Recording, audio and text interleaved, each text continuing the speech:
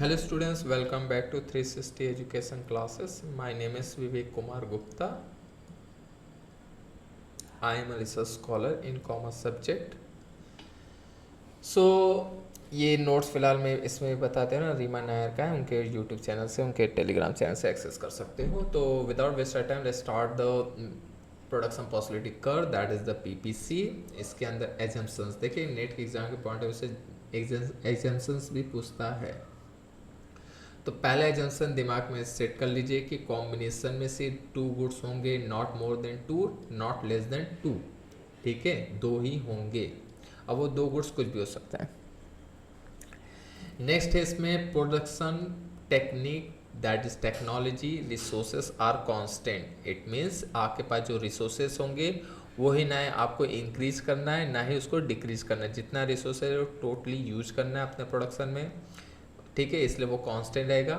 इसको ना बढ़ा सकते हो ना घटा सकते हो। टेक्नोलॉजी जो यूज करो, टेक्निक जो यूज करो, वो भी कांस्टेंट रहेगा। ये नहीं कि टू कॉम्बिनेशन बना के टेक्नोलॉजी से चेंज कर दिए फिर बाद में चेंज कर दिए, तो वो हमेशा गलत बताएगा पीपीसी। तो इनका एजम्पशन है कि टेक्नोलॉजी भी कांस्टेंट होना चाहिए, हमारे पास रिसोर्सेज है वो भी लिमिटेड होने चाहिए, कांस्टेंट होने चाहिए। Technology and resources are normally utilise, मतलब पता नहीं क्या लिखा, ऑप्टिमली यूटिलाइज। ऑप्टिमली यूटिलाइज का मतलब हो गया कि पूरे तरीके से आप अपने रिसोर्सेज को सही तरीके से यूज करोगे, ना ही बचाओगे उसे, ना ही उसे वेस्ट करोगे। ठीक है, दोनों ही नहीं होना चाहिए, that is the optimally utilise होना चाहिए। And PPC is study at a given point of time. इस लाइन का मतलब हुआ कि मान लेते आज का तारीख है 18 जून। ठीक है, 18 जून के टाइम में आपके पास 1000 रुपया है। उस 1000 रुपये में आप क्लोथ्स बनाते हो, ठीक है, और ब्रेड बनाते हो। ठीक, तो उस रिसोर्सेस से तो आप इस टाइम में दोनों से कितनी क्वांटिटी बना रहे हो। मान लेते हैं कॉम्बिनेशन बना के, इसका ले लेते हैं क्लोथ्स का 10 यूनिट्स, इसका ले लेते हैं 50 यूनिट्स। तो ये क्या बता रहे हैं, आज के टाइम 18 जून के टाइम पे, आज के समय में इतना कॉम्बिनेशन बना सकता। अगर ये चल जाए 18 जुलाई, तो हो सकता है कि इसकी क्वांटिटी बढ़ भी सकती है, घट भी सकती है। तो इसलिए पीपीसी जो रिजल्ट देता है वो गिवन पॉइंट ऑफ टाइम देता है। ठीक है, not over a period. Next इसके अंदर आता है आपका इंपॉर्टेंट पॉइंट्स है प्रोडक्शन पॉसिबिलिटी कर्व में, अटेनेबल और अनअटेनेबल। अगर इसमें भी क्वेश्चन बन सकता है कि अटेनेबल पॉइंट क्या लाइन के बियॉन्ड होता है, आगे की ओर होता है। यस, तो ये जो है आपका बी पॉइंट, ए पॉइंट और सी पॉइंट के आगे का जो पॉइंट, ये एफ तो आपका क्या है, अनअटेनेबल पॉइंट है। और बी, ए, सी, डी, ई, ये सब अटेनेबल पॉइंट है। मतलब उस चीज़ को आप अचीव कर सकते। जैसे आपकी हाइट 6 फीट का है, तो ऑब्वियस बात है 6 फीट तो और आसानी से उस पॉइंट खड़े होकर उस दीवार को टच कर सकते हैं, 6 फीट की दीवार को। ठीक है, लेकिन अगर वो 10 फीट का होगा तो 6 फीट वाला 10 फीट शायद ही टच कर पाए, तो वो उसके लिए अनअटेनेबल हो सकता है। और 6 के नीचे वाला 5, 4, 2, 1, ये सब क्या है, 3, 1, ये अटेनेबल पॉइंट होता है। तो इस सारे पॉइंट को क्या कहते हैं, अटेनेबल। तो यहाँ लिखा है A, B and C are efficient optimum combination lying on the PPF. PPF का मतलब फ्रंटियर, एफ का मतलब यहाँ पे क्या होगा, फ्रंटियर। ठीक है, तो ये सारे पॉइंट अटेनेबल है। डी ई, ये जो डी ई है ये अटेनेबल तो है, लेकिन इनएफिशिएंट कॉम्बिनेशन होता है। इनएफिशिएंट क्यों, क्योंकि आपने पूरा रिसोर्सेज तो यूज ही नहीं किया। ठीक है, आप सेव कर लिया होगा, ठीक है, कुछ रिसोर्सेज को, तो इसलिए आपने अंडर द प्रोडक्शन कर दिया। और एफ वाला पॉइंट क्या बता रहे, combination which is not yet attainable, जो अभी तक अटेन नहीं कर सकते हो। यहाँ पे कोई भी दो गुड्स ले लो, यहाँ जैसे इन्होंने पिज्ज़ा और शुगर लिया है। नेक्स्ट आते हैं आपके, देखिए ये टेबल और ग्राफ से फिर समझते हैं इस पॉइंट को। ग्राफ दिखा रहा है वीट और राइस का। एज्यूम करो आपके पास 1000 में फिर से एज्यूम करा 1000 रुपीज़ है, याद रखिएगा। क्यों ऐसे बोला, रिसोर्सेज के रूप में रुपीस होना चाहिए, क्योंकि या रिसोर्सेज कुछ भी हो सकता है, लेकिन rupees is the best example, क्योंकि आप रुपीस को अपने वीट प्रोडक्शन में भी डाल सकते हो, राइस प्रोडक्शन में डाल सकते हो। लेकिन वीट का जो बीज होता है, गेहूं का जो बीज होता है, उससे चावल तो नहीं ना प्रोडक्शन का, धान तो नहीं ना प्रोडक्शन कर सकते हो। और धान से गेहूं नहीं प्रोडक्शन कर सकते हो, लेकिन 1,000 रुपये से आप कुछ धान गेहूं का बीज ले सकते हो और राइस का बीज ले सकते हो, सीड ले सकते हो। तो इसलिए रिसोर्सेज ऐसा हो जो कन्वर्टेबल हो, वीट में भी और राइस में। तो एज्यूम कर आपके पास रिसोर्सेज कितना है, 1,000 rupees, not more then not less then use, ठीक है। तो ऐसे सिचुएशन आप सोचो कि 1,000 रुपये में आप पूरा का पूरा वीट प्रोडक्शन करते हो, तो आपको मिलता है 100 क्वांटिटी, मान लेते हैं 100 kg, ठीक है। तो कितना आप प्रोडक्शन कर पा रहे हैं, 100 kg। अब आप सोचते हो कि 1,000 रुपये में मेरे पूरा का पूरा खर्च किया तो एक ये बना, तो अब एज्यूम करो कि आप 1,000 में से यहाँ पे आपने खर्च किया 900 रुपया, किसके लिए, वीट के लिए, और 100 रुपया मतलब यहाँ तो पूरा 1,000 खर्च हो गया, तो कोई सेविंग नहीं हुआ। तो ताकि इस चीज़ को कहते हैं, इसके लिए तो जीरो प्रोडक्शन हो जाएगा, 0 kg। लेकिन अब आगे जैसे ही आप 100 रुपीज़ 900 इस पर खर्च करते हैं और 100 इस पर खर्च करते हैं, तो देखेंगे कि आपकी क्वांटिटी वीट की कम हो गई है और यहाँ पे राइस की बढ़ गई है 10 यूनिट। एज सिमिलर यहाँ पे मान लेते 800 खर्च कर रहे हैं, यहाँ पे तो बचा हुआ 200 यहाँ पे खर्च कर रहे थे। जैसे जैसे इधर रिसोर्सेज कम करते जा रहे हो वैसे वैसे इसकी प्रोडक्शन कम होती जा रही है, और जैसे जैसे इसकी रिसोर्सेज बढ़ाते जा रहे वैसे वैसे इसकी प्रोडक्शन बढ़ती जा रही है। तो एक सिचुएशन आएगा कि यहाँ पे 0 रुपीज़ खर्च कर रहे हो और यहाँ पे पूरा का पूरा 1,000 खर्च कर दे रहे हो। तो राइस कितनी क्वांटिटी में हो रही है, 40 kg। तो या तो पूरा का पूरा आप ये भी कर सकते हो कि पूरा का पूरा हम वीट ही प्रोडक्शन करें, या ये भी कर सकते हो हम पूरा का पूरा राइस प्रोडक्शन करिए, तो आपके हाथ में रहेगा, ठीक है। या तो कॉम्बिनेशन बना सकते हो, कॉम्बिनेशन बी सी डी। अगर डी का ऑप्शन चूज करते हो तो 40 kg आपका वीट बनेगा और 30 kg प्रोडक्शन आपका राइस का होगा, ऐसे सी में बी में। अब इसको ग्राफिकली प्रेजेंट करो तो यहाँ पे देखो दिखेगा राइस कितना यूनिट हो रहा है, 5 यूनिट। ऐसे मतलब उसी सिचुएशन में आपका फिर वीट कितना प्रोडक्शन होगा, 14 यूनिट, 14 यूनिट, ठीक है। जैसे जैसे आप वीट को कम प्रोडक्शन करोगे, या हाँ वीट को कम प्रोडक्शन, जैसे ये 12 हो गया तो जैसे राइस बढ़ जाएगा, तो 12 पे कितना बन रहा है, 9 बन रहा है। 9 kg वीट पर कितना चावल बन रहा है, राइस बन रहा है 12 kg। 5 पर ये 14 बन रहा है। अब पूरा का पूरा अगर आप सोचे कि राइस ही प्रोडक्शन कर देते, तो ये हो जाएगा आपका 15 kg, तो फिर ये कुछ नहीं बनेगा, इसका 0 हो जाएगा प्रोडक्शन। या इसको रिवर्स सोचिए कि हम पूरा का पूरा वीट ही प्रोडक्शन करते, तो फिर राइस 0 हो जाएगा। तो ये कॉम्बिनेशन बने। अब इसको ग्राफिकली जब प्रेजेंट किया गया तो ये सारा पॉइंट बन गया, FEDCB, या नाम कुछ भी दे सकते हो आप अल्फाबेटिकली। तो ये वाला पॉइंट होता है उसकी लाइन, इसलिए इसको कहा जाता है प्रोडक्शन पॉसिबल। पॉसिबल क्यों बोला गया, क्योंकि ये मैक्सिमम कैपेसिटी है कि आप इतना प्रोडक्शन कर सकते हो इन कॉम्बिनेशन पर, ठीक है। इस पॉइंट के अंदर अगर कोई पॉइंट पे प्रोडक्शन करते हैं तो वहाँ पे आप अपने रिसोर्सेज को बचा रहे होते हैं, अपने टेक्नोलॉजी को अंडर यूज कर रहे होते हैं, तो इसलिए इनएफिशिएंट कहलाता है। तो मैक्सिमम ऑप्टिमम यूटिलाइजेशन कहाँ पे होगा, इस पॉइंट पे होगा। लेकिन इस पॉइंट के बियॉन्ड आप प्रोडक्शन करने की कोशिश करते हैं जी पॉइंट पर, तो ये नहीं हो सकता। क्यों, क्योंकि आपके पास लिमिटेड तो रिसोर्सेज हैं, लिमिटेड है, टेक्नोलॉजी भी कॉन्स्टेंट है, तो ये पॉइंट अनअटेनेबल हो जाएगा। तो इसलिए पीपीसी कर किस शेप का बनता है, कॉनकेव। मैंने लिखा हूँ, मैं लिखता कॉनकेव, ठीक है। तो ये कॉनकेव हो जाएगा आपका। तो कॉनकेव कर्व क्यों बोलते हैं इसको, क्योंकि ये आपका कर्व जब ऐसा बनता है तो इसको बोलते हैं कॉनकेव कर्व, ठीक। तो अगर शेप में ऐसा आ जाए तो कॉनकेव होता है। पीपीसी जनरली पूछेगा, जनरली अगर पूछता है पीपीसी कॉनकेव शेप का होता है। और ये वाला पॉइंट देखते हैं, slope of PPC marginal rate of transformation that is MRT. अच्छा, अब यहाँ पे क्वेश्चन बनता है कि किसकी वजह से पीपीसी कर कॉनकेव बनता है, तो उसके पीछे रीजन होता है एमआरटी। तो फुल फॉर्म पूछेगा एमआरटी का, मार्जिनल रेट ऑफ ट्रांसफॉर्मेशन। इसका अनदर नेम है मार्जिनल अपॉर्चुनिटी कॉस्ट भी बोल सकते हैं। मार्जिनल वर्ड का मतलब यहाँ पे सेंस है कि आप कितना यूनिट सेक्रीफाई कर रहे हो टेलीविज़न का, तो उसके वजह से आप कितना यूनिट प्रोडक्शन कर रहे हो। ये इसका ग्राफ फॉर्मूला होता है एमआरटी का, कितना आप सेक्रीफाई करते हो कितना गेन। मतलब यहाँ पे मैं लिखूँगा MRT equal to loss divide by gain. Loss ऊपर रहेगा, याद रखिएगा, गेन नहीं ऊपर होगा, लॉस ऊपर गेन नीचे। तो जितना आप सेक्रीफाई करोगे उतना ही गेन होगा नीचे वाला हिस्सा, ठीक है।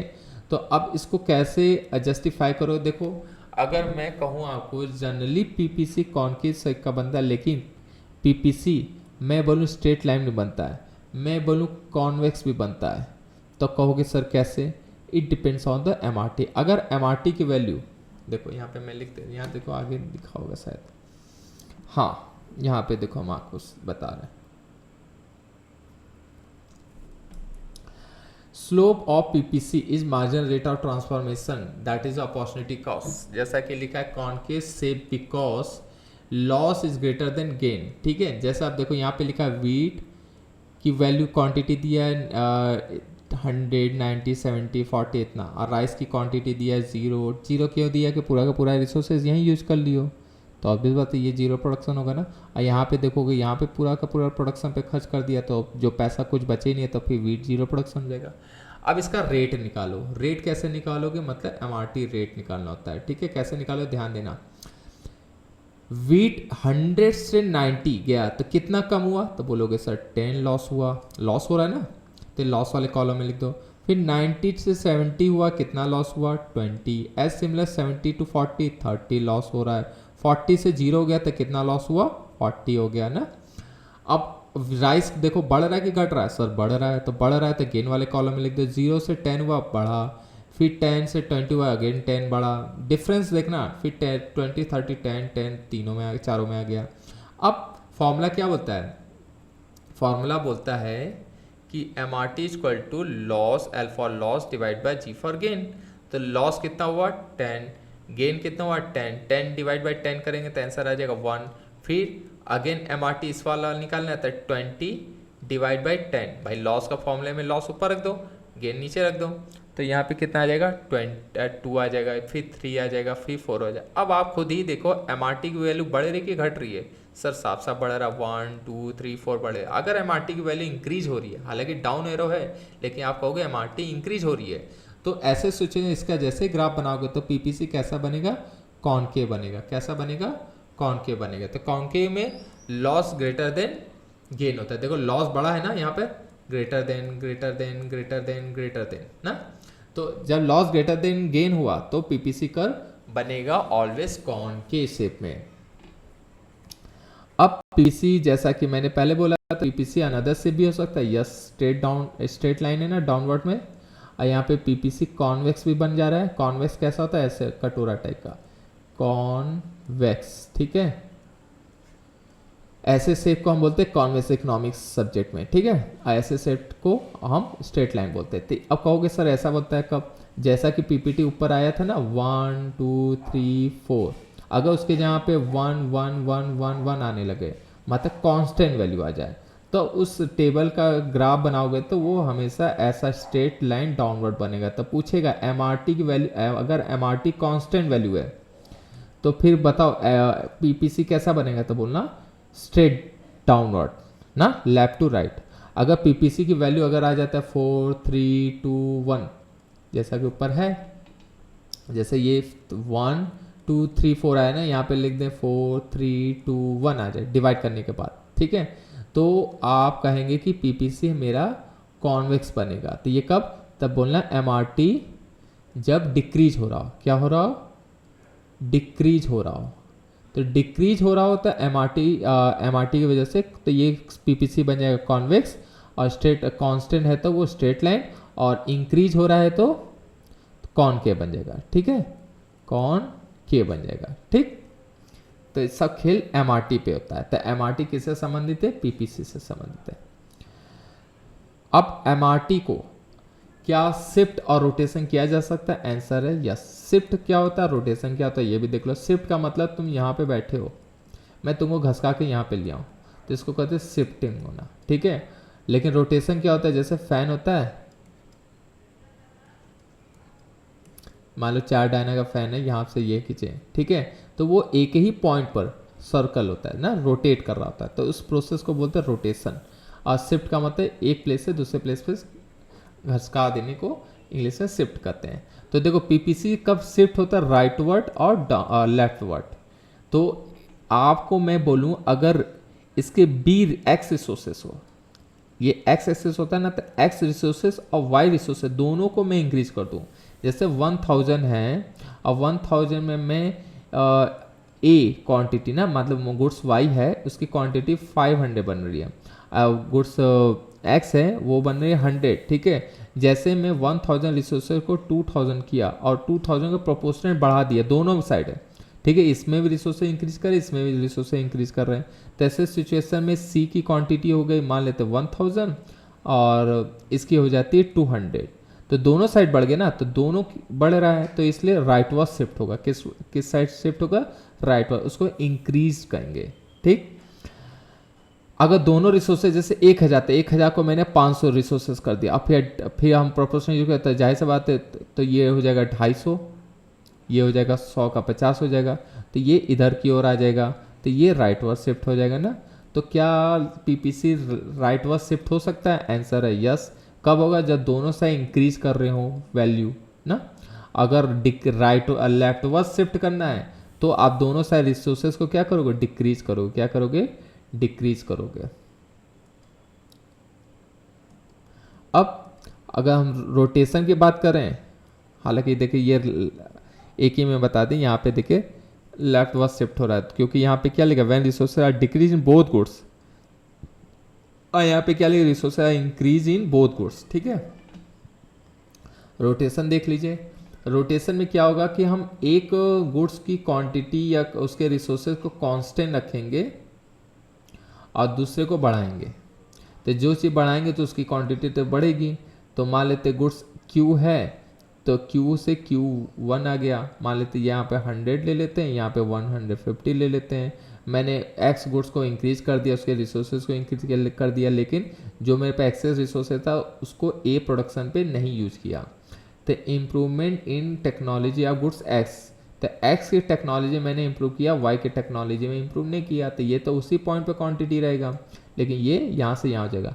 तो इस प्रोसेस को देखो, यहाँ पे से यहाँ हो गया, तो ये चीज़ यहाँ से शिफ्ट तो हो रहा है, लेकिन शिफ्टिंग नहीं करके रोटेट करेंगे, क्योंकि ये चीज़ अगर ये और आगे करते हैं और आगे करते हैं और आगे करते हैं, ये तो उसी पॉइंट पर रहेगा, तो देखो ये तो रोटेट होना शुरू हो रहा है, तो इसलिए इसे रोटेशन कहा जाता है।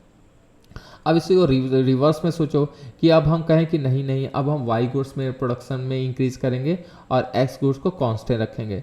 तो इम्प्रूव किस में कर रहे हैं? वाई गुड्स में। तो वाई बढ़ना शुरू करेगा क्वांटिटी, वाई के और बढ़ा रहे तो ये और बढ़ेगा, ऐसे बढ़ेगा, लेकिन ये एक्स तो वही कांस्टेंट रहेगा, मैं और बढ़ा रहा हूँ तो ये हो रहा है। तो अब देखो इधर से रोटेशन शुरू हो जा रहा है।